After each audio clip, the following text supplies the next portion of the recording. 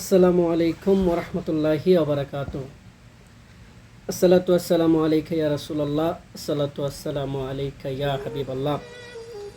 দেশ ও প্রবাস থেকে যারা আমাকে দেখছেন, আমি মোহাম্মদ আশরাফুল ইসলাম হৃদয়। আহ, খুবই খুবই খুবই সাধারণ একজন নগণ্য খাদেমও বলতে পারেন, ডিআইবি দাওয়াত ইমানি বাংলাদেশ। আপনি ভিডিও ক্লিপে যার ছবি দেখছেন, আল্লামা মুফতি গিয়াসউদ্দিন আত-তাহিরি হুজুর। ওনাকে আপনারা যাই বলেন, ভণ্ড বলেন আর মাজার পূজারি বলেন, যাই বলেন, তারপর আমি ওনাকে ভালোবাসি, জীবন দিয়ে আমি ওনাকে ভালোবাসি। উনি মুফতি গিয়াসউদ্দিন তাহিরি শুধু আমার ভালোবাসার স্থান নয়, বর্তমান বাংলাদেশে অধিকাংশ যুবকের একটা ভালোবাসার স্থান মুফতি গিয়াসউদ্দিন তাহিরি। ওনাদেরকে যাই বলেন, আমাকে যদি বলেন আমার জীবনও যদি দিতে হয়,